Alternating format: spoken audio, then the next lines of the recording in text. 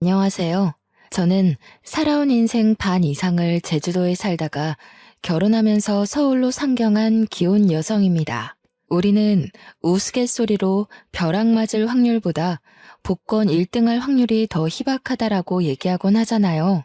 저는 원래 복권에 관심이 있는 편은 아니었지만 복권 1등이 된다면 확실히 세상이 달라질 것 같긴 합니다.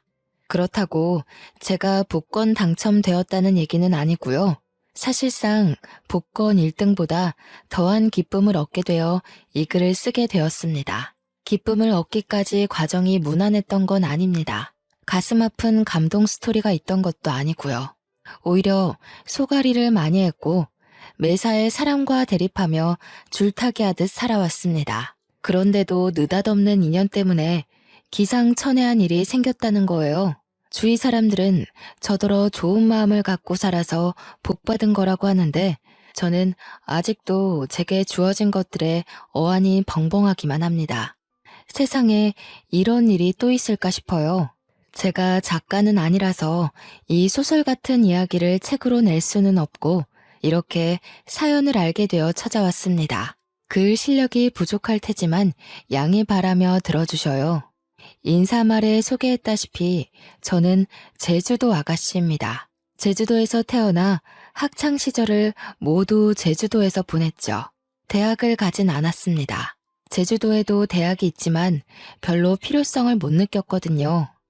제게 주어진 일이 있었기 때문이었을지도 모르겠네요.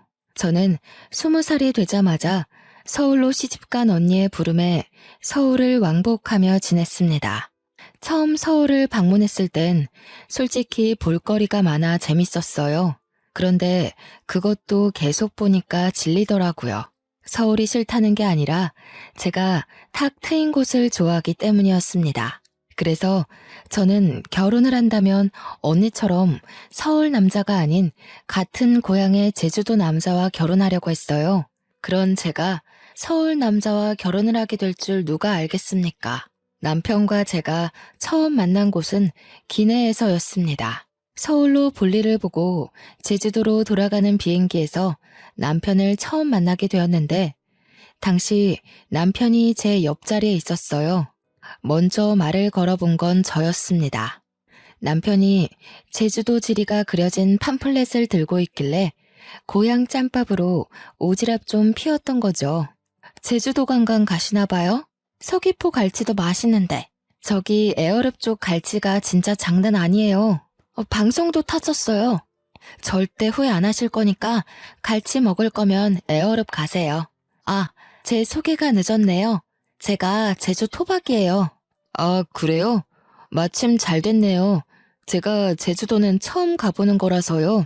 혼자 여행을 하기에 어디가 좋을까 찾아보는데 사람들이 제주도 많이 추천해 주더라고요. 에어랩? 거기 어디쯤에 있어요? 잘 몰라서 그러는데 위치 좀 알려줄래요? 관광 대화를 시작으로 남편과 저는 제주도 이야기를 많이 나눴습니다. 비행기 착륙 때까지 저희는 시간 가는 줄도 모르고 얘기에 푹 빠졌어요.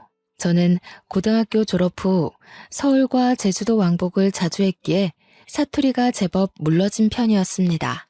남편이 제주도 사람들이 자주 쓰는 사투리가 뭐냐면서 묻길래 그런 것도 알려주고 배우기도 했는데 저도 나름 재밌더라고요. 매번 서울에서 제주까지 왕복하는 게 지루하기만 했던 제가 그날만큼은 눈 깜짝할 새 제주도에 도착한 게 놀라울 따름이었죠. 그리고 착륙해서 그대로 작별 인사를 하는데 거기서 남편이 제게 연락처를 물어봤어요. 그렇게 만난 것도 인연인데 앞으로 연락하며 친하게 지내고 싶다고 하더라고요. 저도 남편과 제법 잘 통한다고 생각했기 때문에 흔쾌히 수락했는데 그게 연인으로 이어질지 몰랐습니다. 서울 남자였던 남편은 제 번호를 따간 지 12시간도 안 돼서 연락이 왔었고 그날 홀로 여행을 간 거라서 자기가 지리를 잘 모르겠다고 저더러 놀아달라 그랬어요. 그렇게 빠른 시일 내에 가까워진 우리는 남편의 고백으로 서울 돌아가는 날이 될 때 연인이 된 겁니다. 주로 남편이 저를 보러 주말마다 제주도로 날아오는 편이었어요. 제가 서울을 갈 때는 남편이 일을 하고 있는 데다가 또 제가 외박은 할 수가 없었기에 만나기 어려웠습니다. 제가 서울을 자주 방문했던 건 친언니가 형부랑 같이 서울에서 오메기떡이 주재료인 카페를 하고 있었기 때문입니다. 친언니가 당시 임신을 하고 있었는데 애 낳으면 일에서 손을 놓을 거라고 했고 형부는 다른 사업을 시작할 거라면서 저더러 나중에 그 카페를 물려받으라고 인수인계 해주는 상황이었어요. 그러나 당장 카페에서 매일 일할 수 없었던 이유는 아직 제주도에서 친정 부모의 일을 도와줘야 하기 때문이었습니다.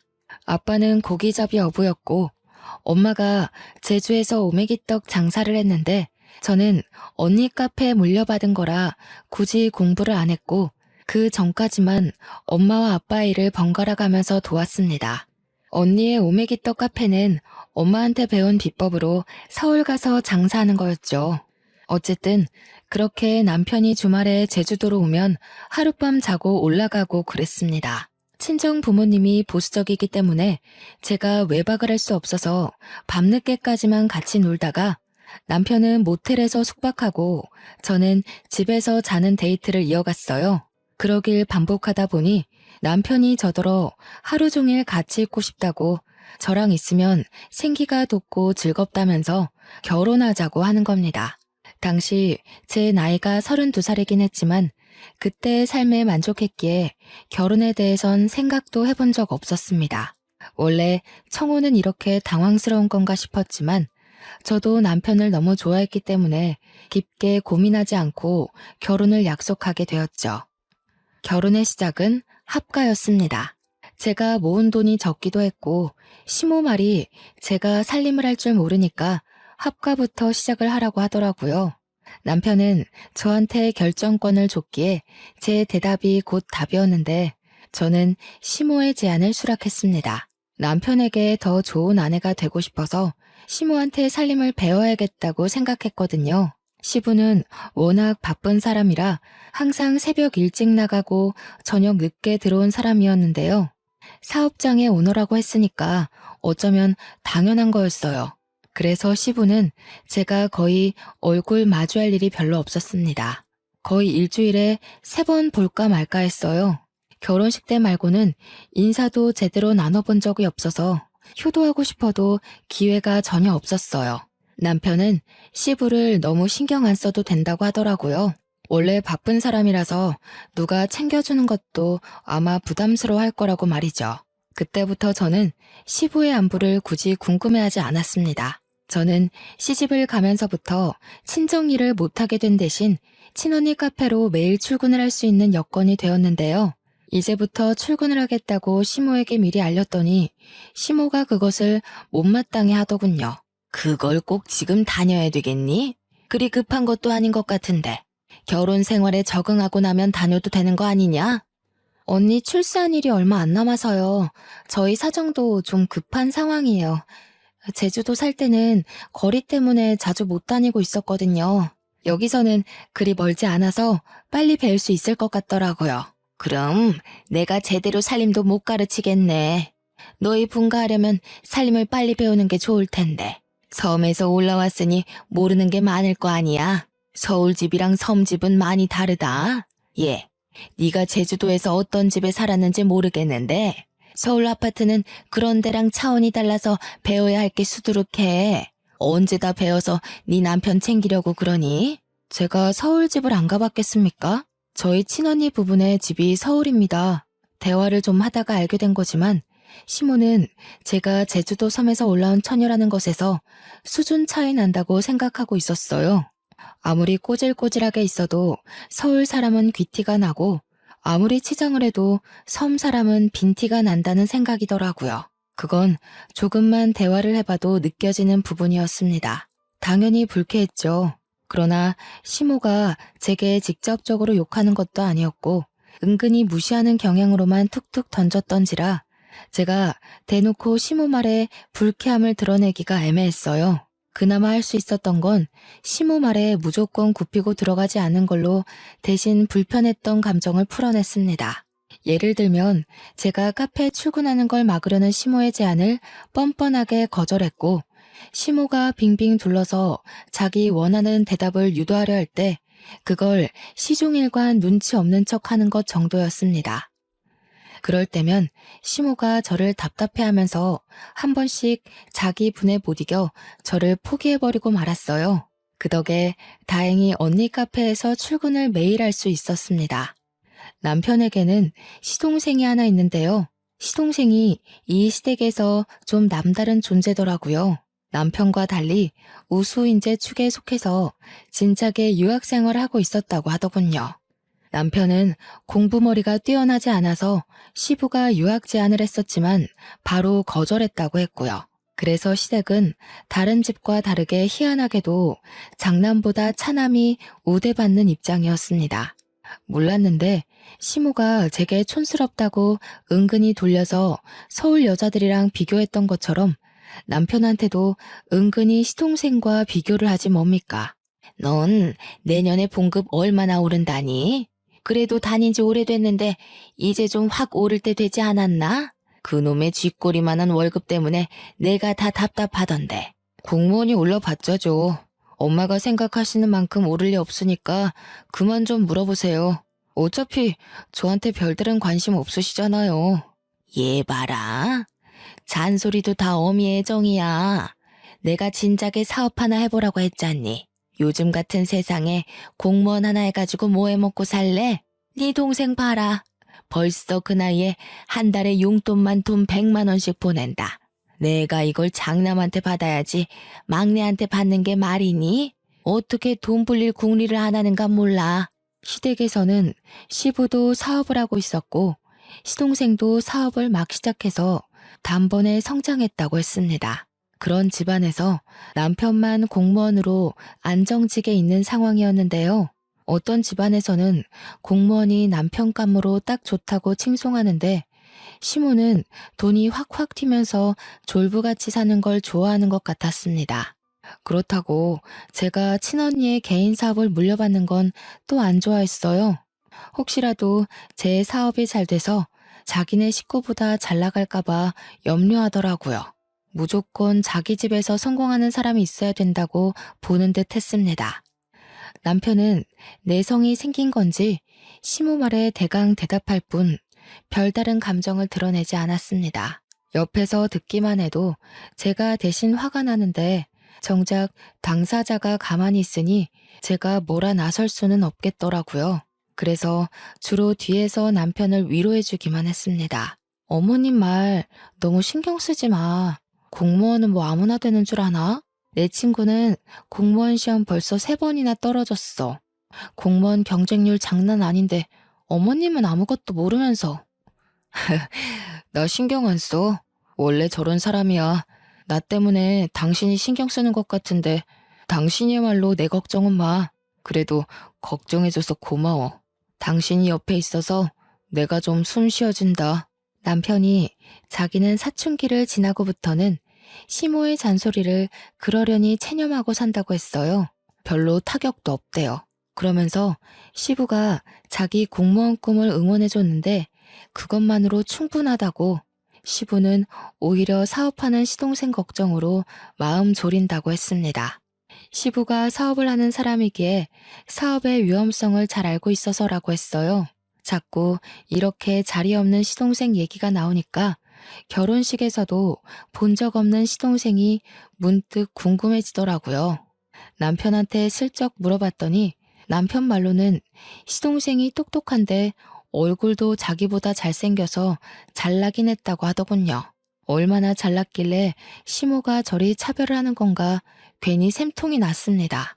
그렇게 하가 생활 3년이 지났을까요? 그토록 궁금하던 시동생이 귀국한다는 소식이 들려왔어요. 그날은 시댁에서 완전 명절 분위기였습니다. 시동생이 온다니까 저도 들뜨긴 했는데 한편으로는 남편이 걱정되는 겁니다. 시동생이 완전 한국으로 정착하러 온다는데 없는 사람과도 제 남편을 그렇게 차별했잖아요. 그런데 같이 살기까지 하면 얼마나 더 비교를 하겠어요? 불안과 호기심에 저는 그날 카페 일도 안 나가고 시모랑 같이 음식을 준비했습니다. 그렇게 저녁 시간이 되었는지도 모르고 진수성찬을 차리고 있었는데요. 퇴근하고 온 남편을 제가 반기기도 전에 시모가 먼저 잔소리를 해버리지 뭡니까? 너는 좀 일찍 맞춰서 공항까지 동생 좀 태우고 오지. 오늘 네 동생 오는 날이라고 했잖아. 애가 지금 비행기 오래 타서 피곤할 텐데 택시 타고 오는 중이란다. 공무원이 어떻게 일찍 맞춰요? 제가 월차 연차 낸 적은 있어도 어디 마음대로 일찍 퇴근하는 거 봤어요? 지난번에도 말씀드렸던 것 같은데요. 그러니까 말이다. 네가 진작에 사업을 해서 대표 자리 떡하니 맡고 있었으면 시간 구애받지 않았을 거 아니냐. 우리 집 남자들 사주는 죄다 사장인데 너는 누굴 닮아서 그렇게 도전 정신이 없니?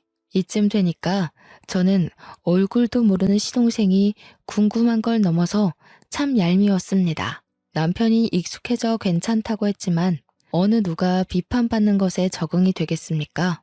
아마 그건 마음속 관역이 닳고 닳아서 화살이 그냥 통과될 만큼 너덜너덜해진 걸 거예요. 마침내 시동생이 도착했고 초인종 소리에 시모가 불이 나게 달려갔습니다. 아이고 내 새끼 고생 많았다. 세상에 왜 이렇게 말라졌어? 밥도 제대로 못 먹고 일만 한 거 아니야? 요리하는 사람 좀 고용해서 끼니를 제대로 챙기지. 아무리 그래도 거기 음식 자체가 내 입맛에 안 맞더라고. 엄마가 해주는 밥 먹고 싶어서 죽는 줄 알았어. 그래서 더 빠진 건가? 근데 형은? 몰라. 동생이 왔는데 나와보지도 않네. 일단 손부터 씻고 와서 앉아. 엄마가 너 좋아하는 걸로 잔뜩 차려놨어. 남편이 퇴근한 뒤 아직 씻고 있었기에 남편 대신 제가 나가서 시동생에게 인사를 했습니다. 남편이 시동생을 잘났다고 엄청 자랑을 했었잖아요. 그런데 솔직히 실제로 보니까 제 남편이 더 잘나 보였어요.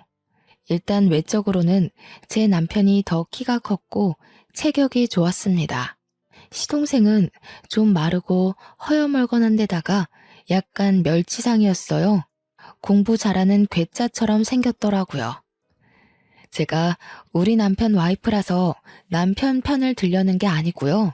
정말 남편이 시동생을 한참 좋게 평해준 거였다니까요. 그러니까 제 눈에 시모는 시동생이 돈을 많이 벌어서 그거 하나만 가지고 좋아하는 것 같았어요. 형수님, 형한테 얘기 들었습니다. 듣던 대로 인상이 부드러우시네요. 형이 얼마나 형수님 자랑을 하던지. 저도 형수님처럼 좋은 여자 만나서 결혼하고 싶어요. 시모 때문에 시동생을 미리부터 미워하고 있었지만 막상 시동생을 만나니까 제가 얄미워했던 게 미안할 만큼 성격이 동글동글하고 좋더라고요. 그 순간 누구한테도 해보지 않을 불평이었는데도 시동생을 욕했던 제 자신이 부끄러웠습니다. 시동생이 이렇게 살가워서 남편이 시모가 시동생을 편애해도 그리 칭찬하고 감쌌나 봅니다. 그렇다는 말은 시댁에서 남편을 싫어하는 사람은 시모뿐이라는 거잖아요. 왜 그럴까 곰곰이 생각하게 되다 보니 문득 남편과 시동생이 안 닮았다는 걸 알게 되었습니다. 실례인 걸 알지만 저도 모르게 그걸 식사 자리에서 말해버렸더니 분위기가 싸해진 거 아니겠습니까? 질문을 한 건 저인데 당황한 것도 저였습니다. 아무도 제 말에 답을 안 하고 침묵만 흐르던 그때 가장 먼저 입을 연 건 시동생이었어요. 형수님 모르셨구나. 형, 우리 집 얘기 형수한테 말 안 했어? 그래도 결혼까지 했는데 형 사정은 알고 계셔야 되지 않나? 아, 뭐 좋은 일이라고. 나중에 상황 봐서 얘기하려고 했지. 미리 말 못해서 미안해 여보. 내가 밥 먹고 나중에 따로 설명해 주던가 할게. 남편은 그 뒤로 몇 숟가락 뜨지도 않았는데 자리에서 일어나 버렸습니다. 제가 따라서 일어나려 했는데 시동생이 제게 말을 걸더라고요. 남편이 나중에 말해주겠다던 개인 사정 이야기였어요. 듣자 하니 시부가 시모와 결혼 생활을 하는 동안 다른 상간녀를 만나 가진 아이가 남편이라 하더라고요. 그럼에도 시모가 남편을 자식으로 받아들인 건 그 당시 시모는 난임 판정을 받았기 때문이었고, 비록 남의 애지만 시부를 무척 사랑했기에 용서하고 남편을 자기 자식으로 인정했다고 했습니다. 그러다 몇 년 뒤 기적처럼 시험관에 성공해 태어난 사람이 바로 시동생이었다고 했어요.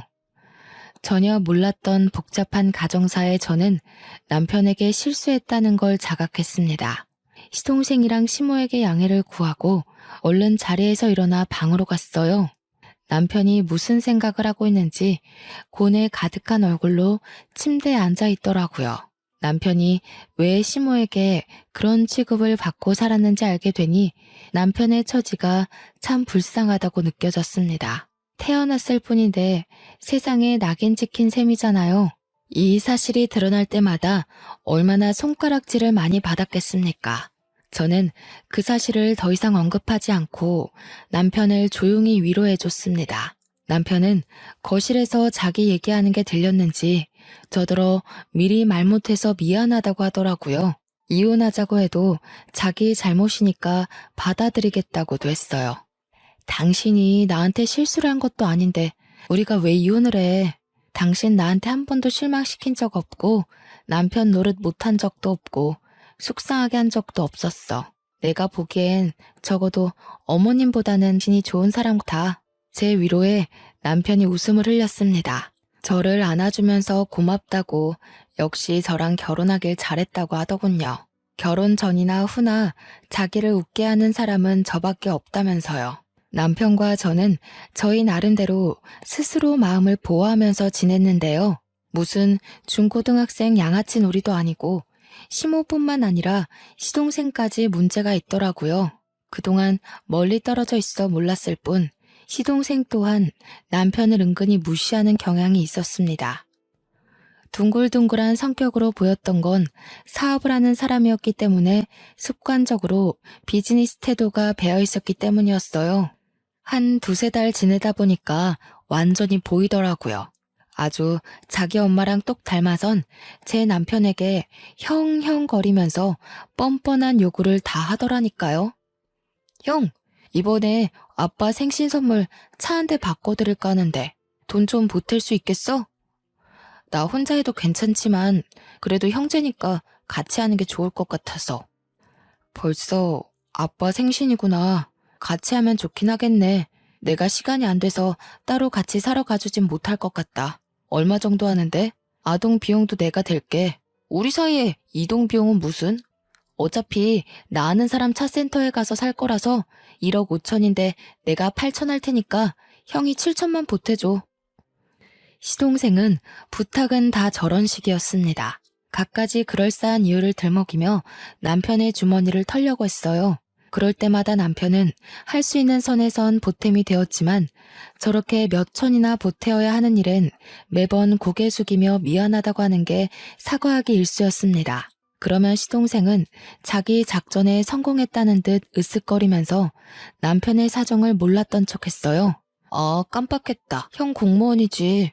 요즘 주변에서 억소리 나는 사업주들만 만나다 보니까 형 공무원이라는 걸 생각 못했네. 미안해.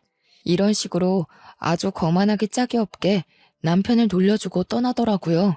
시모처럼 대놓고 구박하는 것도 아니고 남편 생각하는 척하면서 교묘하게 사람 속을 뒤집어 놓는 거 아니겠어요?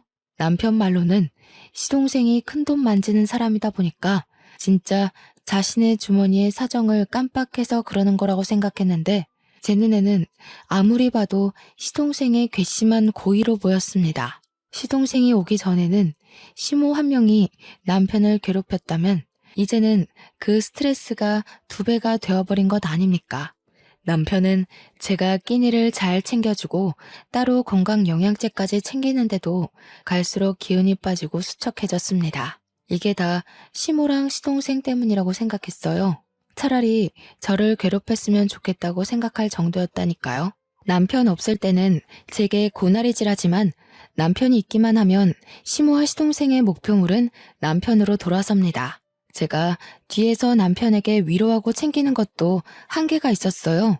남편에게 제가 별다른 힘이 되어주지 못하는 것 같자 저는 남편에게 우리 그만 분가를 해보는 게 어떻겠냐고 제안했습니다. 우리 대출 받아서 분가하자. 같이 모으고 있던 돈까지 합치면 작은 집 정도는 구할 수 있잖아. 당신 이렇게 기운 없어지는 거 못 보겠어. 이대로면 나 당신 말도 안 듣고 어머님이랑 도련님한테 싸움 걸지도 몰라. 저는 제주살이를 하면서 어릴 때부터 아빠와 엄마의 직장을 놀이터처럼 놀러 다녔다 보니 진상인 사람들을 익숙하게 봤습니다. 그때마다 제가 부모님 지키겠다고 7살 어린 나이에 어른에게 주먹질을 하고 그랬어요. 그래서 부모님께도 많이 혼이 났었어요. 혹시라도 제가 다른 데 가서 사고를 칠까봐 걱정해서였겠죠. 오랜만에 진상인 사람들 만나니까 과거에 들끓던 에너지가 올라오는지 저는 정말 시무랑 시동생과 다툼을 일으킬 것 같았어요. 남편을 위한 것도 있지만 제가 살기 위해서라도 분가를 하고 싶었습니다. 남편은 생각해보겠다고 하더니 하루 뒤에 바로 긍정적인 답변을 주었어요. 그 뒤론 망설이지 않았습니다. 하루라도 빨리 시모와 시동생을 남편과 떼어놓고 싶어서 저녁 식사 자리에서 얘기를 했어요. 저희가 분가를 하겠다고 시모에게 알리자 역시 예상했던 대로 시모는 돈도 없는 것들이 살림 동낼 생각 있냐고 성질을 부렸습니다. 버는 사람 따로 있고 쓰는 사람 따로 있어? 혹시라도 우리한테 손 벌릴 생각이면 말하라. 지금 애비랑 동생이 돈 잘 번다고 콩고물 좀 떨어지지 않을까 생각하나 본데 절대 그럴 리 없다. 우리가 알아서 할 거니까 엄마는 신경 쓰지 마세요. 손 벌릴 생각 없으니 분가할게요. 아버지한텐 제가 따로 연락드리겠습니다. 왜 그래 형? 내가 와서 불편해서 그래? 그럼 그냥 형이 있어. 내가 따로 독립할게. 형 돈도 없으면서 왜 굳이 바보 같은 짓을 해? 이럴 때면 진짜 나이 거꾸로 먹는 것 같다. 바보? 시동생의 섬나는 발언에 저는 남편의 아내로서 더 이상 듣고만 있을 수 없었습니다. 그래서 저도 모르게 제주살이 하면서 억세졌던 성격이 불쑥 튀어나와 버렸지요. 다들 돈 하나름 쥐어줘 보거나 그런 말씀들 하세요. 맨손에 맨입으로 돈 없네 마네. 남의 주머니 사정 놀리지 마시고요. 그렇게 돈이 많으면 좀 뿌려보시든가요. 그래야 우아하면서 입 벌리고 부러워하기라도 하죠. 맨날 말로만 떵떵거리지 큰돈 만진다는 게 진짠지 아닌지 알 수가 있나? 뭐라고요? 형수님, 무슨 말씀을 그렇게 하세요? 아무리 섬 구석에서 덜 배우고 컸다지만 저도 엄연히 시댁 사람입니다. 말 가려주세요. 공무원이라고 무시하는 요즘 세상에 시댁 사람 친정 사람이 어딨대요? 지금은 명절도 안 챙기고 다들 여행 가기 바쁜 시대예요. 시댁 사람은 무슨? 어머, 얘가 오늘따라 왜 이러니? 너 약 먹었어? 그게 무슨 말버릇이야? 세상에 어느 며느리가 너처럼 어른 앞에서 입을 함부로 놀린다니? 어머님도 그러시는 거 아니에요. 어머님 친구 없으시죠? 제가 볼 땐 사람들이 어머님이랑 대화 조금 해도 다 떨어져 나갈 것 같은데. 그래서 더 돈으로 치장하고 사람들 마음 사려는 거죠? 시모는 제 말에 뒷목을 잡으면서 벌떡 일어났습니다. 제 얼굴로 올려는 손을 남편한테 붙잡히는 바람에 화만 버럭 냈어요. 그날은 제가 시댁을 들어오고 시댁에서 처음으로 대판 말다툼이 벌어진 날이었습니다. 제가 굽히지 않으니 상황은 극에 달하기까지 했는데요. 급기야 시동생이 시부한테 연락해서 시부까지 일을 중단하고 시댁으로 찾아오는 사태가 벌어졌어요. 저희가 얼마나 시끄럽게 싸움을 하고 있었으면 시부가 들어오는 소리를 못 들었지 뭡니까.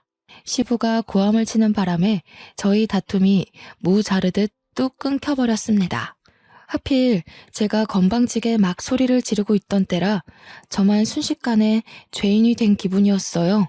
그리고 태세 전환 빠르게 들어간 시모는 주저앉으며 눈물을 터뜨렸고 시동생은 지 엄마를 달래줌으로써 저는 더 악질 며느리처럼 보이게 되었죠. 시부를 오랜만에 얼굴 마주하는 건데 이 꼴을 보여버렸으니 면목이 없어 고개를 숙였습니다. 동네 창피하지도 않아? 도대체 뭐야? 뭔데 일하는 사람까지 불러서 싸움 구경하게 해? 어디서 나이값 못하고 개싸움을 하고 있냐고? 그때 시동생이 시부를 불렀기에 시동생이 먼저 발언권을 가졌는데요. 아빠, 형수가 나더러 큰돈 만지는 거 구라 아니냐고 거짓말쟁이로 만들더라고. 아빠가 나 사업자금 대줬잖아. 그래서 내가 그거 아빠한테 다 갚았잖아. 증언 좀 해줘. 시부에게 혼나게 생겼다고 각오를 하고 있던 그 순간 시부가 시동생의 싸다구를 훅 날리는 거 아니겠어요? 찰진 소리에 모두가 깜짝 놀래서 숨을 죽였고 시모도 우는 척을 관두고 얼른 일어나 시동생을 살폈습니다. 절딱선이 없는 것. 내가 돈으로 잘난 체 하는 일 없도록 하라고 했지. 나는 아들이라고 봐주는 것도 없다. 철없이 굴면 바로 호적에서 제명이야. 어디서 사업하는 사람이 함부로 허세를 부려? 왜 애 얼굴에 손을 대요? 잘못한 건 큰애네인데 왜 우리 애한테 그러냐고요? 당신 매번 우리 애한테만 차별할 때 내가 얼마나 속상한지 알아요? 시끄러워. 다른 사람 변명 다 필요 없다.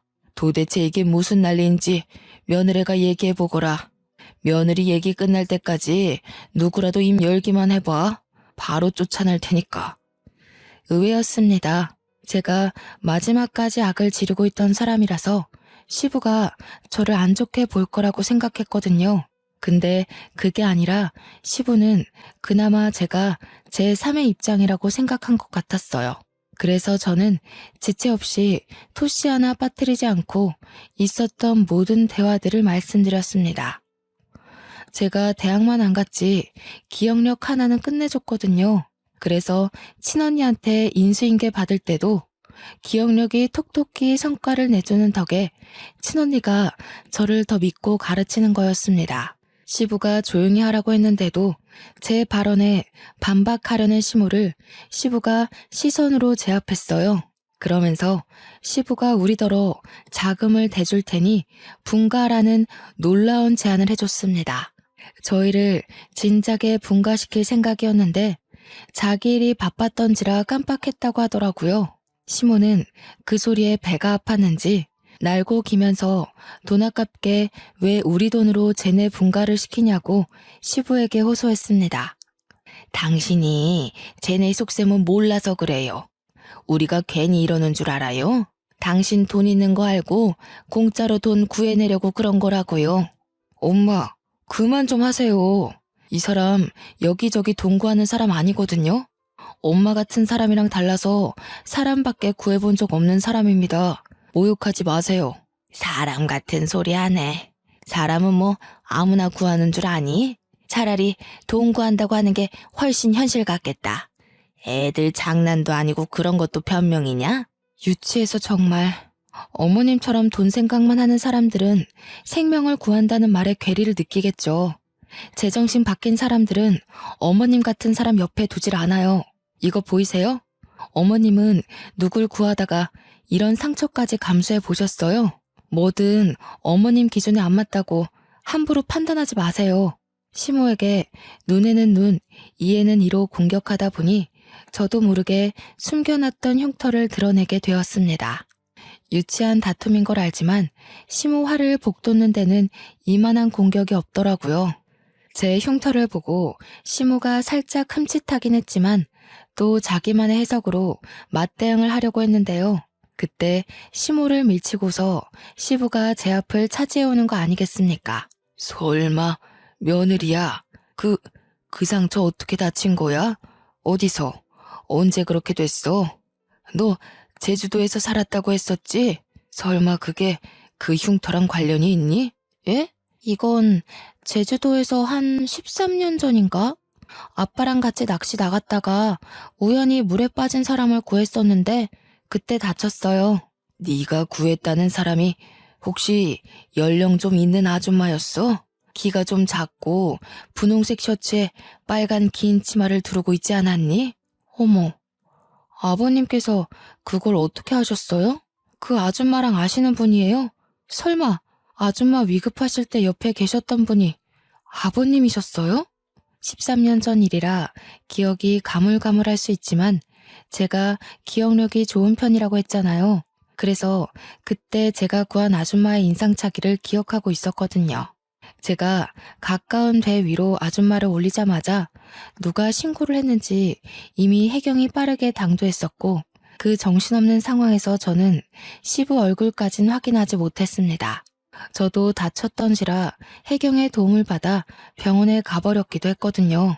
시부는 저의 증언에 충격 먹은 표정을 하고 있더니 곧 제 손을 꼭 잡았습니다. 그 이후 시부가 줄줄줄 얘기해주는 사실에 놀란 건 오히려 저희 쪽이었어요. 알고 보니 제 남편의 친모였던 아줌마가 시한부 인생을 살고 있었는데 유행을 한다고 제주살이를 시작했었대요. 바다가 보고 싶다는 아줌마 말에 시부는 배까지 빌려서 아줌마와 같이 바람을 쐬었는데 시부가 잠시 자리를 비운 사이 배가 흔들렸고 그 바람에 아줌마가 바다에 빠졌다고 하는 겁니다. 우연히 거길 지나갔던 사람이 바로 저와 아빠였던 거예요. 아빠랑 배낚시를 하고 있던 저는 당시 고등학생이었는데 제가 먼저 그 상황을 먼저 목격했거든요. 그래서 물에 빠진 아줌마를 보자마자 망설임 없이 뛰어들었어요. 그런데 아줌마를 건져 올리는 과정에서 바위에 세게 부딪히는 바람에 다리에 커다란 생채기를 내고 말았죠. 피가 뚝뚝 떨어지는 와중에도 저는 사람을 구하느라 정신이 없었고 뒤늦게 달려온 아빠가 제 다리를 살폈습니다. 그 상황에서 아마 시부는 아줌마를 살리기 위해 인공호흡을 하고 있었던 걸로 기억해요. 정신이 없던 와중에도 시부는 제 다리에 난 상처를 유심히 보았나 봅니다. 시간이 흘렀는데도 상처를 보고 단번에 기억을 떠올리다니. 그 당시 제가 아줌마를 살렸지만 원래 아줌마는 시한부였기 때문에 4달 후 사망했다고 합니다. 그러면서 아줌마가 죽기 전에 자기를 살렸던 저를 꼭 만나고자 했다고 방방곡곡 찾으려고 했다는 거였죠. 그런데 저를 찾기란 쉽지가 않았고 아줌마는 결국 저를 만나보지 못하고 세상을 떴답니다. 충격적인 과거를 읊어주면서 시부는 눈물까지 흘렸습니다. 내가 너를 얼마나 찾았는데 이렇게 바로 옆에 있는 줄도 몰랐구나. 내가 지질이도 바보였다. 며느리로 둔 지 수년째인데 이 사실을 이제 알다니. 저는 시부와 그 아줌마가 관계 있다는 사실에 놀란 것도 있지만 제가 시동생한테 들었던 내용과는 이야기가 달라서 혼란스러운 것도 있었습니다. 그러니까 시부의 상간녀 스토리는 제대로 알고 보니 시모가 전부 거짓말로 지어낸 스토리였어요. 원래는 시부가 시모가 아닌 아줌마랑 먼저 혼인한 사이였는데 이미 몸이 안 좋은 채로 결혼을 강행했던지라 아줌마는 일부러 시부와 혼인신고는 하지 않았다고 했고 아이를 낳고서 더 악화된 건강 때문에 제주도를 가게 되었다고 합니다. 그리고 제주살이 한 지 한 달 만에 그 사고를 당해 아줌마의 컨디션은 급속도로 저조했다고 해요. 자기의 죽음을 예감한 아줌마는 시부한테 빌게 된 소원이 하나 있었는데 그게 바로 시부의 재혼이라고 했답니다. 시부와 아줌마는 서로 많이 사랑하는 사이여서 아줌마가 시부 혼자 남겨진 걸 가장 걱정했대요. 그래서 꼭 재혼을 했으면 좋겠다고 했다지 뭡니까.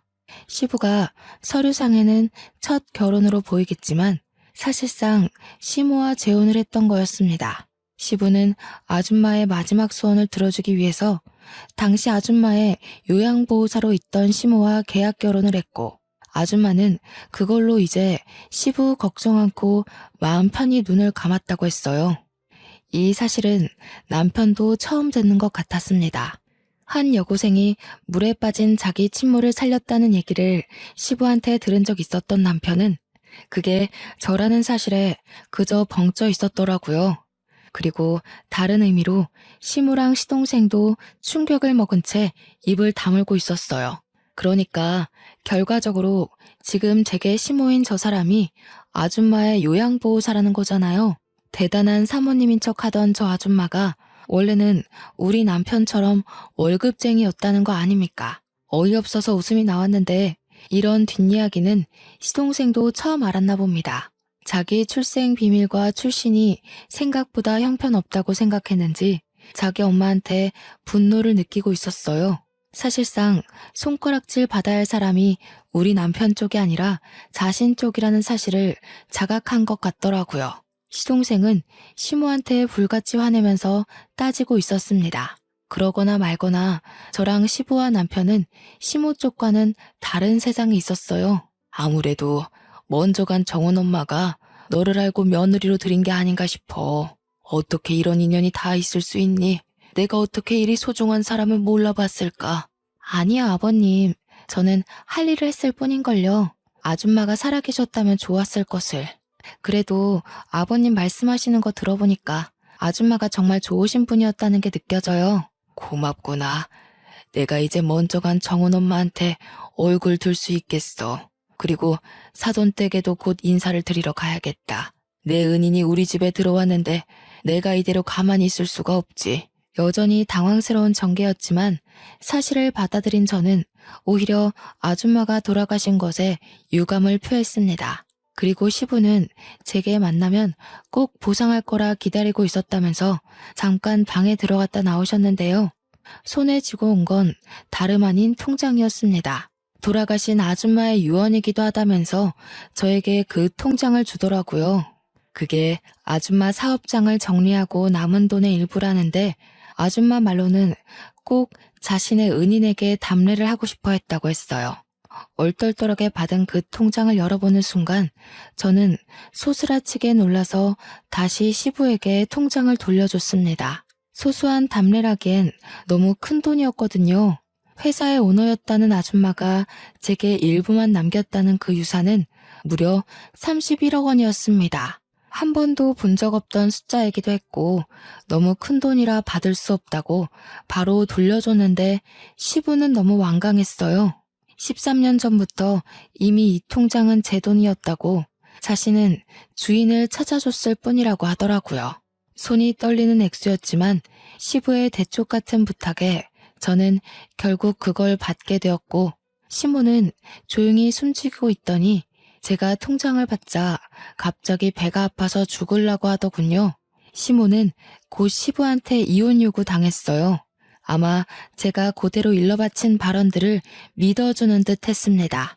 제가 거짓말할 사람은 아니라는 걸 시부가 알아봐준 덕일 겁니다. 결국 시부모는 이혼을 했어요. 시부가 소송 비용 드리고 싶지 않으니 조용히 도장 찍으라고 하는 걸 저와 남편은 곁에서 구경했습니다. 시모의 초라한 처지를 보고 있자니 남편 복수가 완벽하게 된 기분이라 시원했어요. 그리고 시동생은 시부의 씨를 받은 몸이라서 시부가 시동생이 갖고 있는 사업장만 주는 걸로 하고 집에서는 내쫓겼습니다. 그날이 시댁 사람들과 처음 다툰 날이었는데 그게 마지막 다툼이 되어버린 셈이었네요. 저와 남편은 굳이 분가를 하지 않고 시부를 모시고 살게 되었어요. 시부가 자기는 신경 안 써도 된다고 했는데 제가 합가 생활하면서 시부 생활 패턴을 봐왔기에 시부만 두고 분가를 할 수는 없었습니다. 시부는 밥도 잘 안 챙겨 먹고 회사에서도 대충 직원들이 챙겨주는 샌드위치나 김밥 같은 것만 드시더라고요. 그래서 제가 도시락을 챙겨드려야겠다는 생각으로 남게 되었어요.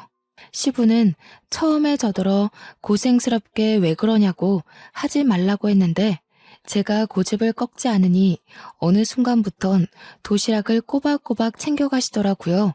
그 때문인지 과거에는 저녁 식사 때 함께한 적 없던 시부가 요즘은 저녁 식사 시간에 맞춰서 퇴근을 하고 오십니다. 제가 분위기를 좀 잘 띄우는 타입인데요. 남편과 시부 앞에서 며느리 노릇 아내 노릇 톡톡히 하면서도 제 성격을 그대로 드러나니까 가끔은 시부가 개그맨이 따로 없다고 하세요.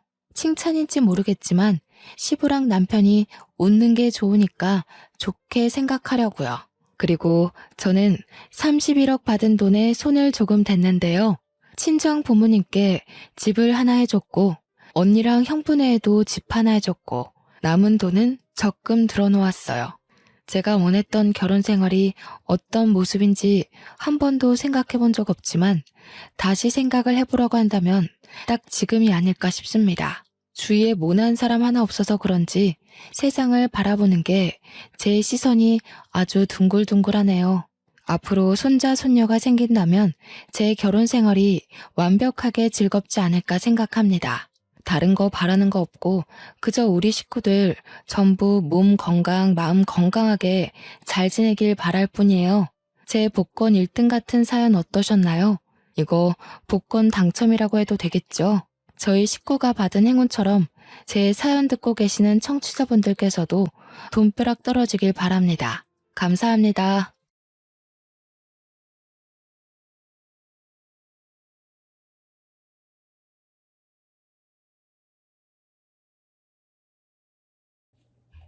안녕하세요. 저는 70대 중반 여자입니다. 지금까지 저는 4번이나 제 가족을 잃었습니다. 한 가족만 제 곁을 떠난다 해도 가슴이 찢어질 것 같은데 이런 일을 4번이나 겪고 나니 제 마음은 이미 갈기갈기 찢어져 흔적도 찾아보기도 힘들 정도입니다. 제 마음이 어떨지 짐작은 가시나요? 사람의 목숨이 이렇게까지 허망하다는 것을 알고 난 후로는 정말 살기도 싫었는데 제 곁에 남은 단 한 사람을 생각하며 버티고 있습니다. 저는 어렸을 적부터 몸이 약했습니다. 얼마나 심했냐면 한참 뛰어놀 나이인 초등학생 때에도 더운 날에 밖에서 체육을 하면 3번 중에 1번은 쓰러졌습니다. 나머지 2번은 벤치에 앉아서 아이들이 뛰어노는 걸 지켜만 보고 있어야 했었죠. 건강하려면 운동을 열심히 해야 하는데 운동을 조금만 해도 어지럽고 쓰러지는 일이 많으니 운동을 할 수 없는 아이였습니다. 그러다 보니 공부를 조금만 심하게 해도 코피가 쏟아져서 성적도 늘 중하위권이었고 학교도 제대로 다니지 못하고 집에서 쉬는 날이 많았습니다. 그렇게 고등학교까지는 어찌어찌 졸업을 하고 일을 하려고 했었는데 무슨 일을 해도 제가 몸이 너무 약해서 얼마 가지 않아 못 버티고 쓰러져 버리니 회사 입장에서도 저를 쓰기 찜찜했었는지 3개월을 못 넘기고 해고당하기 일쑤였어요. 다행히 그때까지만 해도 저희 집이 부유했던 편이라 일을 안 해도 충분했었습니다.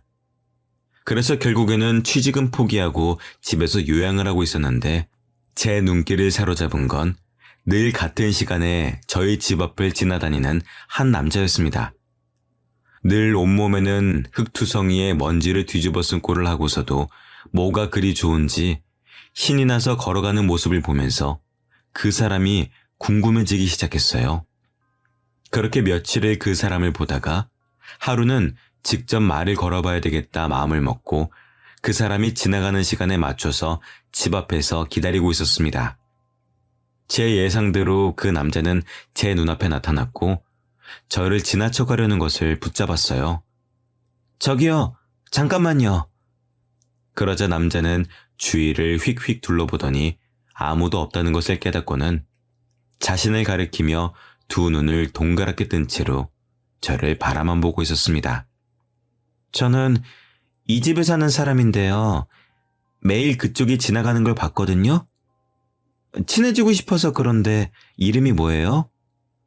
남자는 처음에는 저를 이상한 사람 보듯 쳐다봤었지만 긴장해서 2 손을 한껏 모으고 어쩔 줄 모르는 제 모습을 보고서는 의심을 풀고 대답해 주었습니다.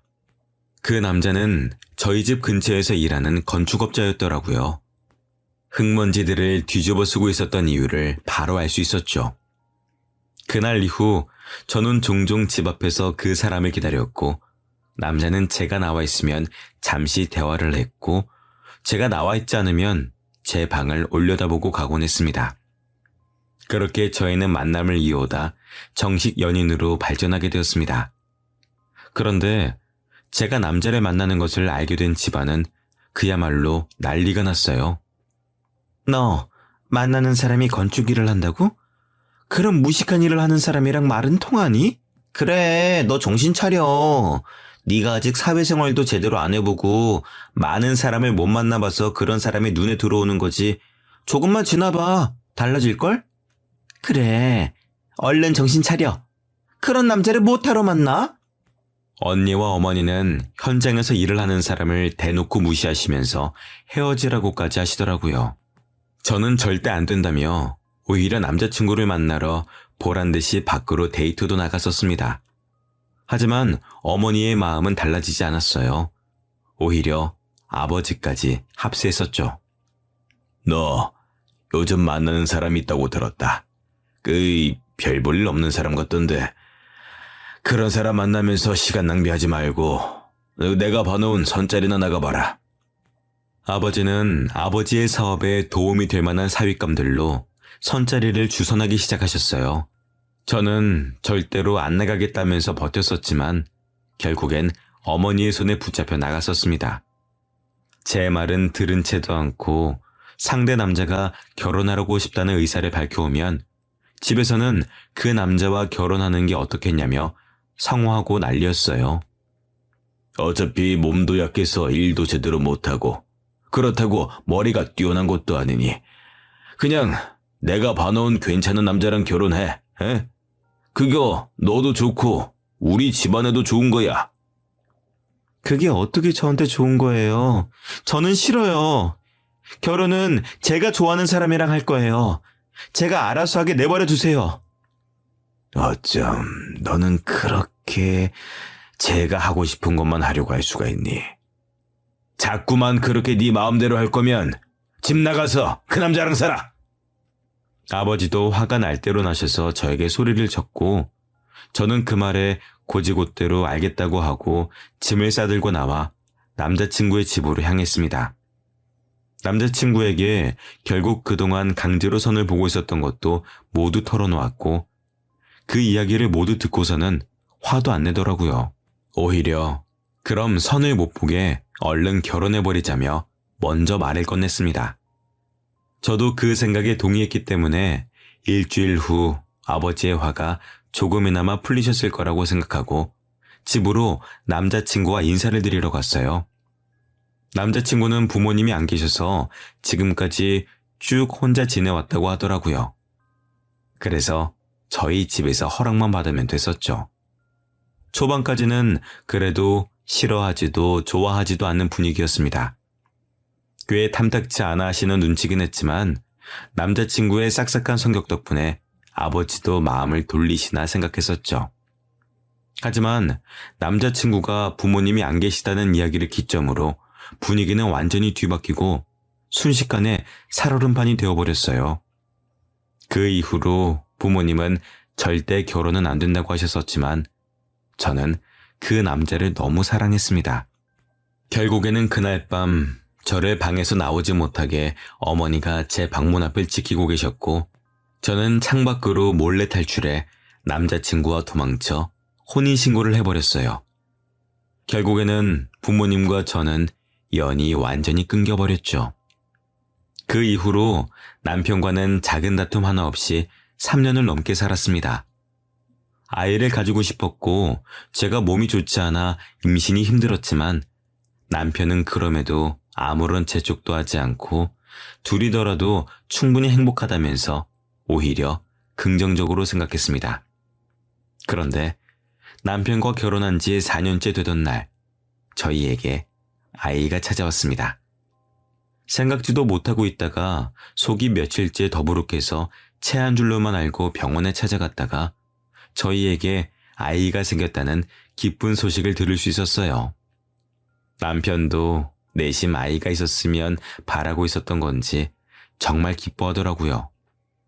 그 이후로 저와 남편은 아이가 세상에서 나올 날만 손꼽아 기다렸습니다. 그런데 아이는 뭐가 그리 급했는지 한 달이나 일찍 세상에 나왔어요. 그러다 보니 몸도 다른 아이들보다 훨씬 약했었고요. 아이는 제 품에 한 번 안기고서는 바로 신생아 치료실로 들어갔습니다. 그래도 제가 퇴원할 때쯤에는 몸이 많이 튼튼해져서 함께 집으로 돌아올 수가 있었어요.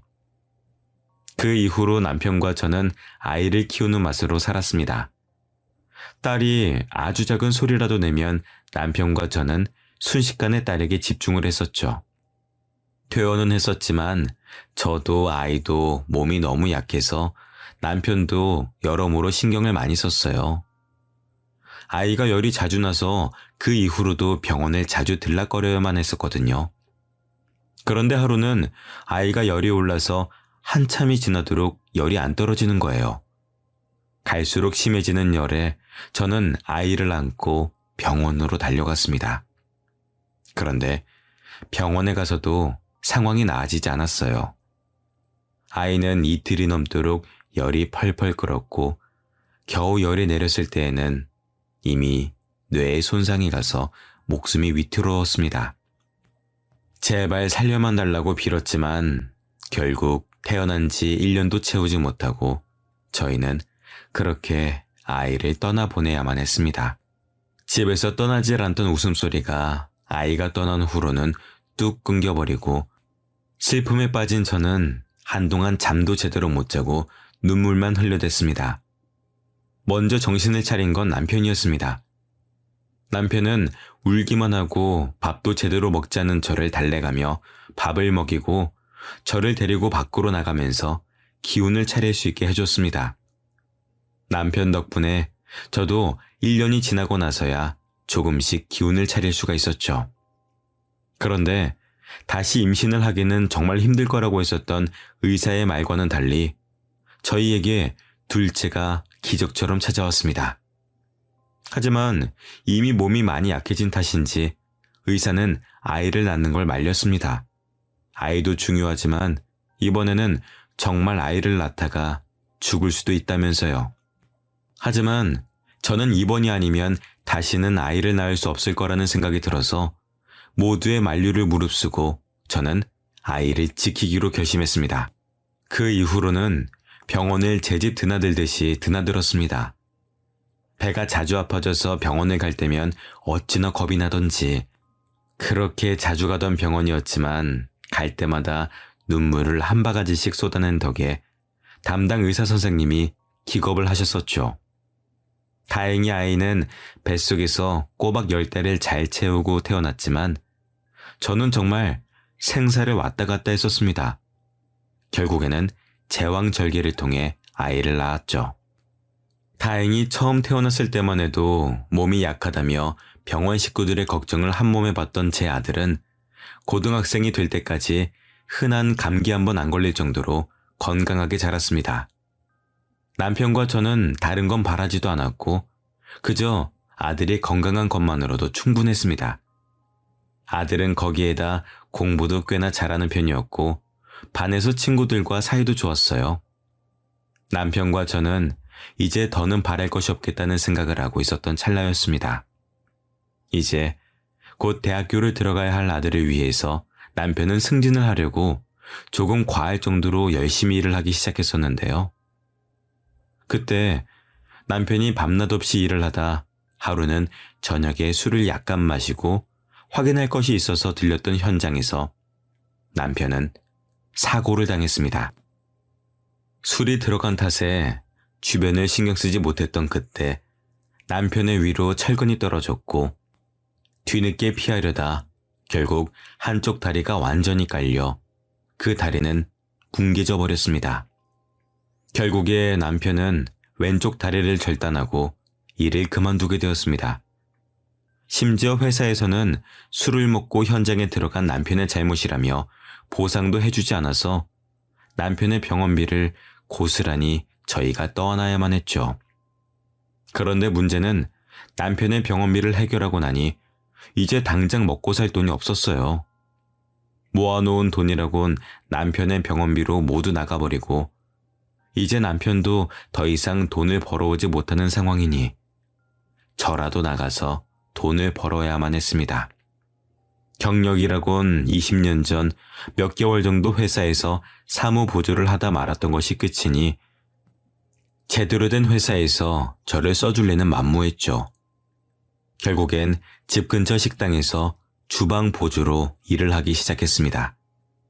둘째를 낳은 후로는 몸이 더 약해져서 일을 하다 가끔씩 어지러움을 느끼기도 했지만 제가 아니면 돈을 벌어올 사람이 없으니 버텨야만 했어요. 미안해 여보. 내가 돈을 벌어와야 되는데. 몸은 괜찮아? 뭐가 미안해. 지금까지 우리 식구 당신이 먹여 살렸잖아. 이제는 내가 벌어올 수 있으니까 당신은 집에서 쉬고 있어. 남편은 제가 일을 시작한 이후로 제가 쓰러질까봐 전전긍긍했습니다. 아들도 피곤해하는 제 모습을 보면서 학교를 다니고 친구들이랑 노는 것만으로도 바쁠 텐데 제가 퇴근하고 집에 오면 집안일을 싹 해놓고 저녁까지 해놓고 공부하러 갔었죠.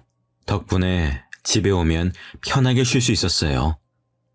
그런데 하루는 아침부터 몸에 기운도 없고 어지러운 느낌이 들었습니다. 하지만 돈을 벌어야 하니 억지로 참고 일을 하고 있었는데 갑자기 눈앞이 핑 하고 돌더니 그대로 저는 쓰러져 버렸습니다.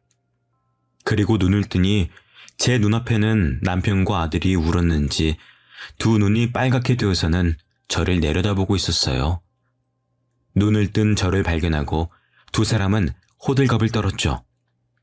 여보, 괜찮아? 내가 미안해. 이제 내가 돈 벌 테니까 당신은 집에서 쉬어. 엄마, 아니야. 내가 돈 벌어올게. 나도 돈 벌어올 수 있어. 내가 미안해. 다들 뭐가 그렇게 나한테 미안해. 안 그래도 돼. 돈은 내가 벌 수 있어. 다들 쓸데없는 소리 하지 말고 나한테 맡겨. 지금 당신한테 맡기다가 당신이 쓰러졌는데 어떻게 당신한테 맡길 수가 있어. 당신은 이제부터 집에서 쉬어. 몸도 약한 사람이 그렇게 힘든 일을 하니까 이렇게 쓰러지지. 아들도 남편의 말에 동감한다는 듯 고개를 몇 번 끄덕이더니 두 사람은 합심해서 저에게 일을 그만두라며 성화였습니다. 식당 사장님도 몸이 허약해서 맘 놓고 쓰기 어려울 것 같다며 먼저 저에게 그만 나왔으면 좋겠다라고 말씀하시더라고요. 결국에는 저는 일을 그만두고 집에서 일을 쉬게 되었습니다. 그래도 몇 개월을 일했으니 조금 모아둔 돈으로 쉬다가 다시 나가서 일할 생각이었어요. 그런데 이번에는 아들이 더 빨랐습니다. 아들은 제가 쓰러진 이후로는 새벽같이 일어나서 학교를 간다며 집을 나섰는데 알고 보니 신문 배달에다 우유 배달까지 하고서 일찍 학교를 가서 잤다 그러더라고요. 그 후로 피곤하다 보니 성적도 조금씩 떨어지고 처음 고등학교를 들어갈 때만 해도 중상위권이었던 성적은 날이 갈수록 중하위권으로 떨어졌습니다. 결국 아들은 대학도 가지 않고 졸업하자마자 작은 회사에 취업을 해서 돈을 벌면서 저희 집안에 가장 노릇을 하기 시작했어요. 그런 아들이 기특하기도 했지만 제 짐을 떠넘긴 것 같아서 늘 미안한 마음이 있었습니다. 아들은 그런 상황에서도 불만 한번 털어놓는 법 없이 조용히 돈을 모아서 남편의 의족을 맞춰주었어요. 생각지도 못한 선물에 남편은 눈이 휘둥그레졌죠. 그런 아들의 서프라이즈는 그뿐만이 아니었습니다. 아들은 그 후로 얼마 지나지 않아서 자신의 여자친구와 결혼하고 싶다며 여자친구를 데려왔죠. 그 여자친구는 처음부터 엄청 애교도 많고 싹싹하게 굴더라고요. 어머님, 어쩜 너무 고우세요. 피부도 좋으시고. 어머님 닮아서 오빠가 이렇게 인물이 좋은 건가 봐요. 뭐라고 하는 거야? 부끄럽게 그런 말 하지 마. 아버님, 이것 좀 드셔보세요. 사과가 달아요. 아들이 데리고 온 여자친구는 어찌나 싹싹하던지 평소에 낯을 많이 가리는 저도 순식간에 무장해제를 만들고 어느 틈엔가 왁자지껄하게 떠들게 만들게 하더라고요. 저희는 당연히 두 사람의 결혼을 허락해 주었습니다. 며느리가 저희 식구가 된 이후로는 저희는 모두 며느리의 팬이 됐어요. 뭐든 며느리가 하자고 하면 다들 좋은 생각이라면서 함께 했었죠. 그리고 아들이 결혼한 지 1년쯤 지나자 며느리가 임신을 했습니다. 저희 가족은 모두 기뻐하면서 안 그래도 예뻐하던 며느리를 어디 스치면 상처날까, 부딪히면 깨질까 조심스럽게 도자기처럼 다뤘습니다. 아버님, 이 정도는 제가 할 수 있어요. 저 주세요. 아유, 그러다가 접시가 깨져서 뱃속에 아기라도 놀라면 어떻게 하려고 그래. 저 새아가는 저기 소파에 앉아서 TV나 보고 있다가 우리가 부르면 와서 그때 밥 먹어, 응? 다 해놓은 반찬들을 덜어놓을 접시를 옮기는 것마저도 며느리를 시키지 않을 정도였죠. 별것도 아닌 것들로 진지해져서는 옥신각신하는 남편과 며느리를 보고 있을 때면 웃긴 코미디 프로그램을 보고 있는 것처럼 아들과 저는 웃음을 터뜨렸습니다. 에이, 왜 그렇게 웃는 거야? 응? 뭐가 웃겨? 아버지, 이게 어떻게 안 웃겨요? 제 와이프도 접시 정도는 나를 줄 알아요. 그렇게 신주단지 모시듯이 안 해주셔도 돼요. 임신한 몸인데 신주단지보다도 더 귀하지. 네 엄마가 너 임신했었을 때는 이것보다도 훨씬 더 심했었어. 며느리라서 부담스러워할까봐 내가 참고 있는 거지. 아버님, 저 부담스러우세요? 저는 하나도 안 부담스러운데. 남편의 말에 며느리는 장난기가 도진 듯 남편을 놀리듯 이야기했습니다. 그러자 남편은 절대로 그런 것이 아니라며 펄쩍 뛰며 손사래를 치는 모습에 저희 세 사람은 한마음으로 남편을 놀려먹을 때도 있었죠. 그렇게 시끄럽지만 행복한 일상 속에서 아이도 무사히 잘 태어났습니다. 태어난 아이는 정말 며느리를 쏙 빼닮았더라고요. 잘 울지도 않고 생글생글 웃기만 하는 모습에 손주를 보고 있다 보면 하루가 어떻게 지나가는지 모를 정도로 시간이 뚝딱 흘러갔습니다. 남편과 저는 맞벌이를 하는 아들네 부부를 대신해서 자주 아이를 봐주고 있었는데요. 며느리가 다시 복직을 하면서부터 조금씩 바뀌기 시작했습니다. 처음에는 일찍 퇴근을 해서 아이를 데리러 꼬박꼬박 잘 오던 며느리가 갈수록 야근이니 회식이니 하면서 데리러 오지도 않고 일주일에 한 번 올까 말까 하더라고요. 아들이 손주를 데리러 오긴 했었지만 아들도 바쁘면 손주를 데리러 오지 못해 며칠을 내리 저희 집에서 보낸 적도 있었습니다.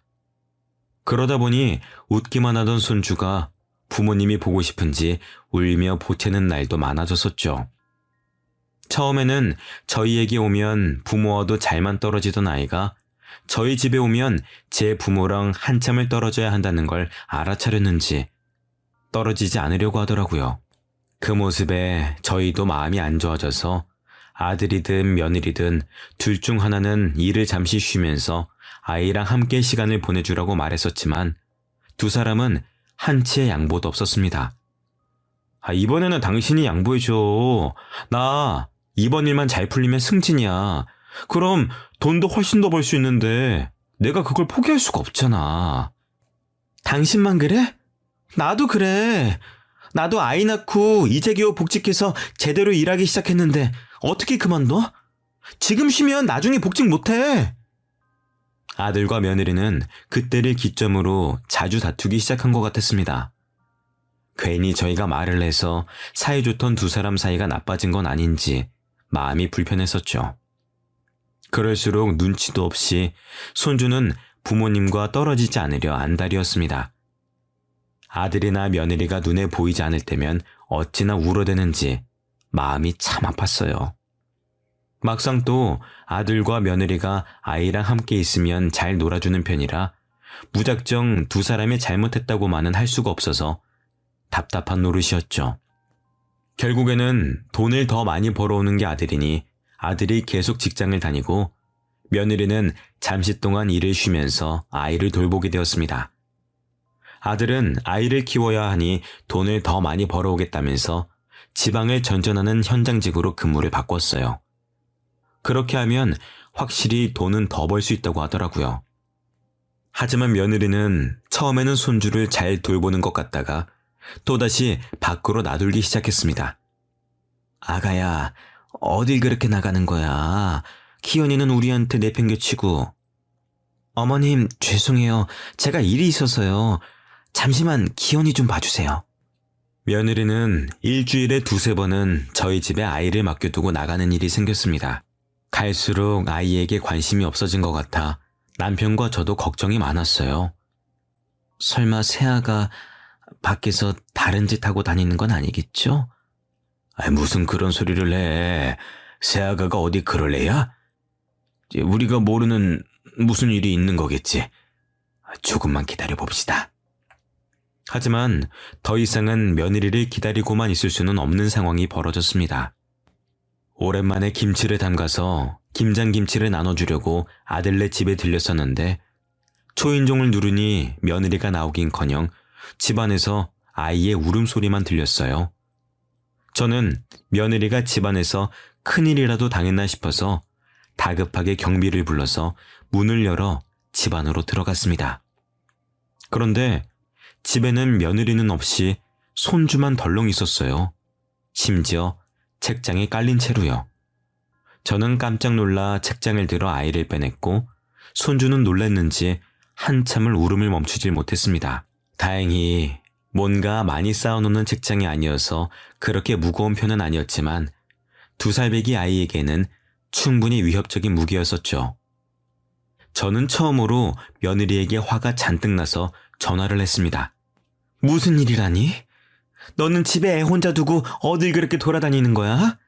애가 12살도 아니고 겨우 2살인 애를 두고 집 밖을 나갈 정신이 있니?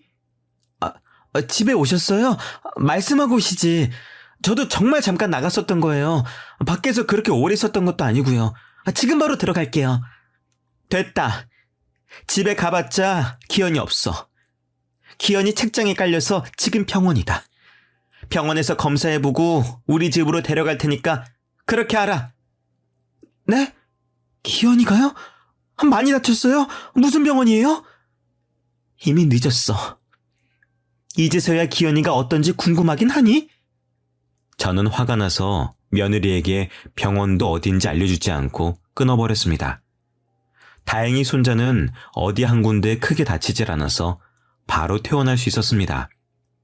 그리고 집으로 가니 며느리가 안절부절 못하면서 저희 집 앞에서 기다리고 있더라고요. 어머님! 기현이는요? 크게 다친 곳은 없죠? 그렇게 걱정됐으면 아이를 혼자 두고 밖에 나가질 말았어야지. 죄송해요. 제가 너무 급한 일이어서 앞에서 잠깐 만나자고 해서 딱 10분만 만나고 다시 집으로 들어가려고 했어요. 그렇게 급한 일이면 아이는 혼자 둬도 되는 거니? 아이는 데리고 나갔어야지. 죄송해요. 너무 급하게 나간다고 그럴 정신이 없었어요. 급하다고 애를 안 챙기는 게 무슨 엄마니? 너 혼자 있는 집에 기현이 절대 안 보내. 내 남편 올라오면 그때 우리 집 와서 데리고 가. 그 전까진 절대 안 돼. 며느리의 말을 들을수록 더 화가 치솟은 저는 아들이 오기 전까지는 절대 아이를 보내지 않겠다며 그렇게 말한 후에 집으로 돌아와 아들에게 전화를 걸었어요. 여보세요? 무슨 일이에요, 엄마? 기현이가 다쳤다. 애 엄마가 애 혼자만 집에 두고 나가서 애가 책장에 깔려서 집이 떠나가라 울고 있는 걸 보고 내가 놀래서 병원으로 데리고 갔다. 네? 그게 무슨 말이에요? 기현이는 괜찮아요? 많이 다친 건 아니죠? 많이 다치진 않았어. 이제 겨우 진정하고 잠들었다. 내가 아무래도 며느리를 잘못 본 것 같아. 급하게 나간다고 애를 내팽겨치는 게 말이 되니? 아들도 너무 놀라서 화를 내다가 일을 빨리 마치고 올라오겠다고 하더라고요. 늦어도 밤 12시에는 도착한다는 말에 항상 일찍 잠에 들던 남편과 저는 잠도 자지 않고 아들을 기다리고 있었습니다. 그런데 아들은 도착한다던 시간이 한참이 지나도 오질 않았어요. 처음에는 운전 중이라 전화하면 괜히 방해하는 걸까봐 기다려봤지만 차가 밀려서 늦는다고 해도 심하다 싶을 정도로 오질 않았습니다. 결국엔 새벽 2시가 넘어서 아들에게 전화를 걸어보았지만 받질 않았어요. 얼마 지나지 않아 며느리에게 전화가 왔습니다. 아들에게 사고가 났으니 얼른 병원으로 와달라면서요. 그렇게 저는 병원에서 나온 지 24시간도 채 지나지 않아 다시 병원으로 향했습니다. 아들은 급하게 운전을 해서 올라오다가 졸음운전 차량과 사고가 나면서 차가 심하게 훼손됐다고 하더라고요. 겨우 아들만 차 안에서 빼내고 휴대폰은 사고 난 차 안에 있어서 전화를 해도 받지 않았었던 겁니다. 경찰에서 신원 조회를 해서 며느리에게 연락이 갔던 거죠. 아들의 상태를 보러 갔지만 근처에도 갈 수도 없을 만큼 심각한 상황이었습니다. 병상을 둘러싼 많은 사람들이 아들을 살리기 위해서 온갖 가진 노력을 다했었지만 아들은 결국 그 자리에서 일어나지 못하고 숨을 거두고 말았어요. 남편과 저는 다리에 힘이 풀려 그 자리에 주저앉았습니다. 너무 현실성이 없어서 정말 꿈인 것 같았습니다. 모든 게 다 거짓말 같았어요. 겨우 키워놓은 아들마저 세상을 떠나니 모든 게 허망하더라고요. 처음에는 눈물도 안 날 지경이었습니다. 그 상황 자체를 받아들이질 못해서 아들은 아직 지방에서 올라오지 않은 거라고 생각하고 아들에게 계속 전화만 걸어댔었지만 결국에는 현실을 받아들여야만 했습니다. 아들에게 아무리 전화를 걸어도 전화는 연결되지 않았고 저는 그제야 아들이 정말 세상을 떠났다는 걸 실감하고서 그대로 무너져 내렸어요. 늘 제 옆에서 든든하게 받쳐주던 남편도 이번만큼은 도저히 감당할 수가 없었는지 함께 무너져 내려서 저희는 부둥켜 안고 울다가 그대로 저희 둘 다 실신까지 했습니다. 우리 아들, 내가 전화만 안 했어도 내가 괜히 전화해서 급하게 오느라 그런 일을 당한 거야. 다 내 잘못이야. 왜 하필 그때 전화를 했을까?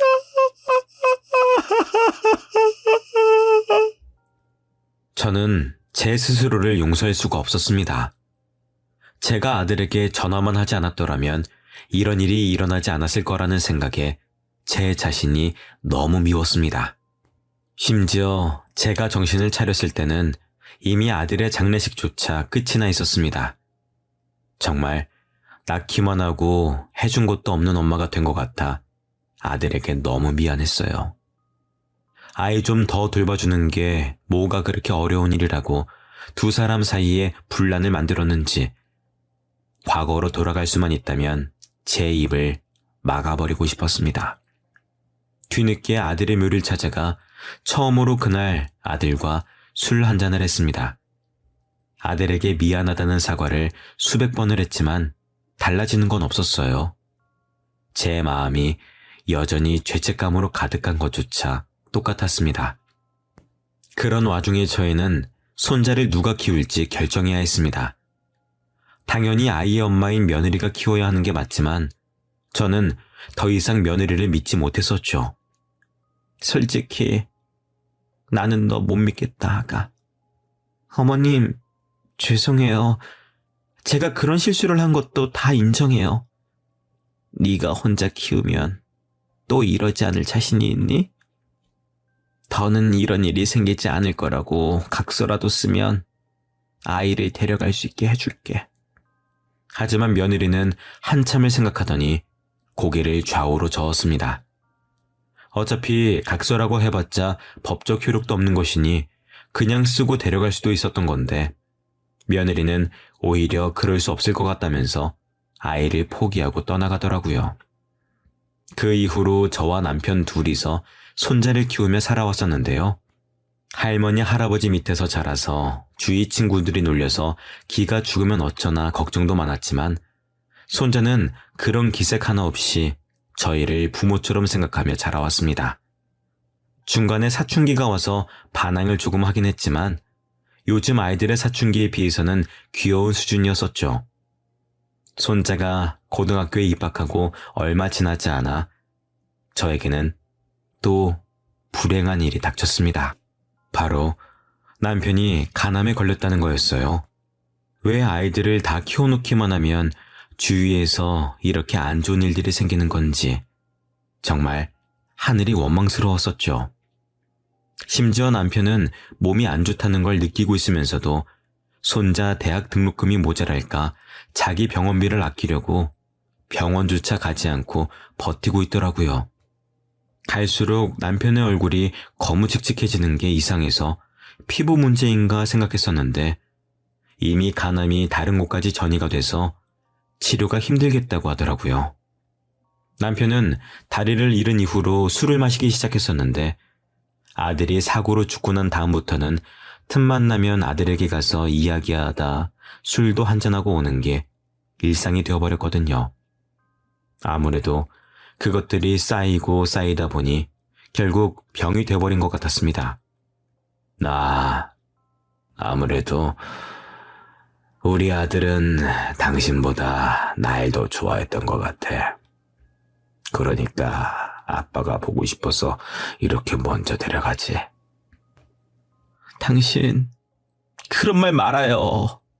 무슨 그런 무시무시한 소리를 아무렇지도 않게 해. 당신은 천천히 와. 내가 먼저 가서 우리 딸하고 둘째 아들하고 놀고 있을게. 남편은 자신이 맞이할 결과를 알고 있다는 듯 모든 것을 체념한 채로 재미없는 농담을 하며 하루하루 버텨냈습니다. 늦었지만 그래도 치료를 해보기 위해서 남편은 병원에서 항암 치료를 시작했었지만 이미 나이가 있어서 그런지 치료를 버텨낼 체력이 부족했었는지 결국 수술조차 제대로 받아보지 못하고 병원에서 숨을 거두었습니다. 도대체 몇 번째인지 하늘을 원망할 힘도 없었어요. 제게 온 두 아이부터 남편까지 제 가족은 모조리 제 곁을 떠났습니다.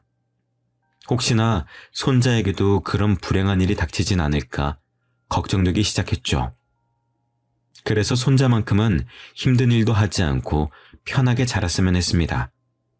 하지만 그것조차 제 마음대로 되질 않았어요. 남편이 죽고 나온 보험금도 남편의 병원비를 해결하고 그렇게 많이 남지도 않더라고요. 그래서 저는 다시 일을 시작할 수밖에 없었습니다. 나이는 꽤 있었지만 그래도 저를 받아주는 곳이 있긴 있더라고요. 그래도 요리는 꽤 잘하는 편이라 주방에서 일을 할 수가 있었습니다. 하지만 그렇게 일을 한 지 2달도 채 지나지 않아 그만 불에 심하게 손을 대어서 한동안은 붕대를 칭칭 감은 채로 살아야 했습니다. 당연히 일도 그만둬야 했었죠. 나이가 있으니까 화상을 입은 손이 낫는 것도 더디더라고요. 점점 생활비가 줄어가는데 일은커녕 일상생활조차도 힘드니 걱정이 늘어갔습니다. 그런데 그런 제 걱정을 알아차린 건지 손자가 이번에는 아르바이트를 하기 시작했어요. 손자는 저녁에 야간 자율학습을 빼고 아르바이트를 하는 것도 모자라서 주말에도 아침부터 저녁까지 일을 하더라고요. 그런 모습에 손자를 말리고 싶었지만 말린다고 해서 모든 게 해결되는 게 아니니 참 여러모로 걱정이 많았었습니다.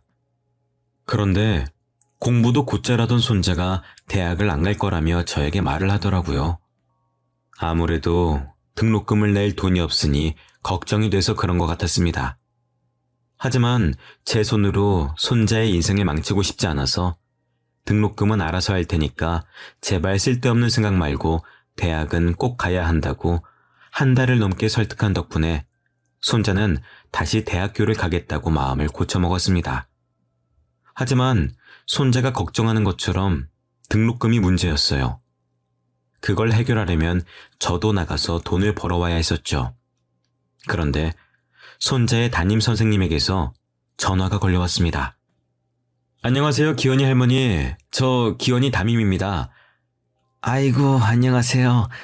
진즉에 제가 먼저 인사를 드렸어야 하는 건데. 아니에요. 다른 게 아니라 기현이가 가정 환경이 조금 어려운 편이죠. 네, 그렇긴 한데 기현이 대학은 꼭 보낼 거니까 혹시 또 대학을 안 간다느니 그런 헛소리를 하면은 선생님이 따끔하게 혼 좀 내주세요. 그러자 선생님은 조금 웃으시더니 기현이에게 장학금이 나왔다고 했습니다. 네? 무슨 장학금이요? 그동안 기현이가 교회에서 상도 많이 받아오고 성적도 좋아서요. 동문회에서 기현이 학기마다 500만 원씩 해주신다고 하네요. 그 말에 저는 그간 앓던 시름이 싹 나는 것 같았습니다. 그 후로 기현이도 아르바이트를 그만두고 공부에 집중할 수가 있었고 꽤 좋은 대학에다가 대기업과 연결된 과에 전액 장학금을 받고 입학을 했습니다. 덕분에 취업 걱정도 덜고 방학 때마다 그 기업으로 인턴을 나가서 돈을 벌어오더라고요. 그 돈만으로도 저희 두 사람이 먹고 사는 데는 아무런 지장이 없었었죠. 그런데 어느 날 저희 집으로 며느리가 찾아왔습니다. 어머님, 그동안 잘 지내셨어요? 아버님 소식은 얼마 전에 들었어요. 무슨 일로 찾아왔어? 이제서야 기현이가 보고 싶은가 보지? 그러자 며느리는 고개를 푹 숙이고 눈물을 뚝뚝 떨어뜨렸습니다. 어머님, 저 얼마 안 남았어요. 엄마라고 말하지 않아도 돼요. 그러니까 한 번만 가까이서 볼 수 있게 해주세요. 알고 보니 며느리는 혈액암에 걸려서 이제 겨우 3달 정도밖에 안 남았다 하더라고요.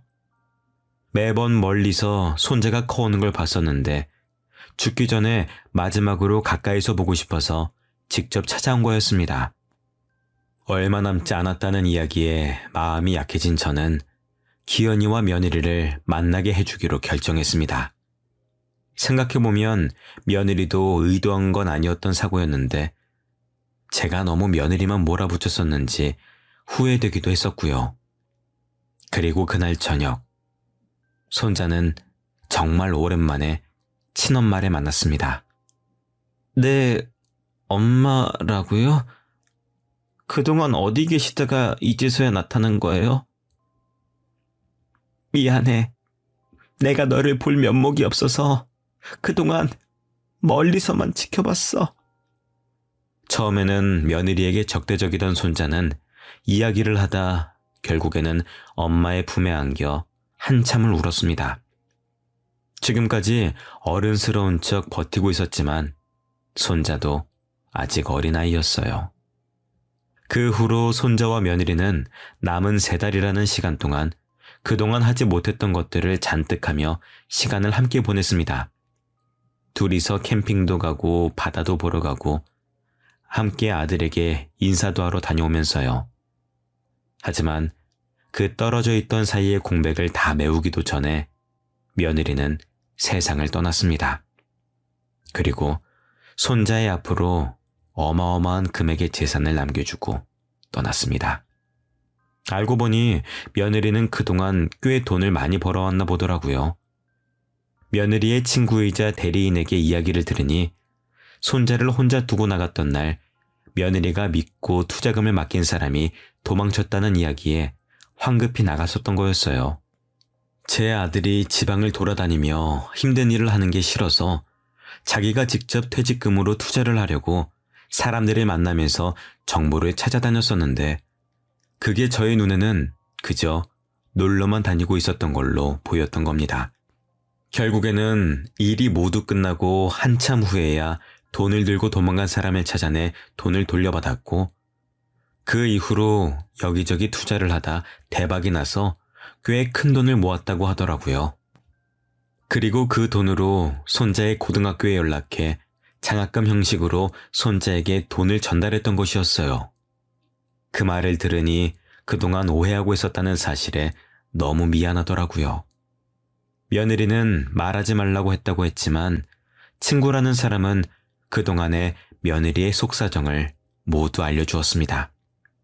며느리도 제가 왜 그랬는지 충분히 이해하고 있으니 미안해할 필요는 없다는 말까지 덧붙였지만 그래도 며느리에게 사과 한번 제대로 못한 것이 못내 마음에 걸렸었습니다.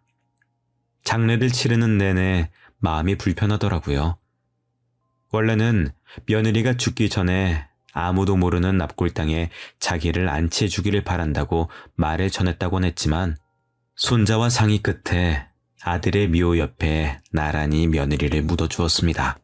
너무 늦게 오해를 풀어서 미안하다며 하늘에서 아들에게도 털어놓길 바라는 마음으로요. 그 이후로도 벌써 5년이 지나서 졸업을 앞두고 있습니다. 졸업하고 바로 자기가 가고 싶은 부서로 취직을 한다고 하니 이제 정말 걱정은 없습니다. 그동안 군대도 무탈하게 다녀오고 여자친구도 만들었어요. 주변 사람들을 넷이나 잃은 건 과거에 제가 너무 이기적이어서 벌을 받았나 생각합니다. 제멋대로 판단해버린 탓에 몇 명이나 상처를 받았을지 가늠이 안 되네요. 많이 늦은 것 같지만 남에게 도움만 받는 삶이 아니라 도움이 되는 삶을 살고 싶습니다. 여러분들도 너무 받기만 하는 삶보다 뭐든 주고받는 인생 사시길 바라겠습니다.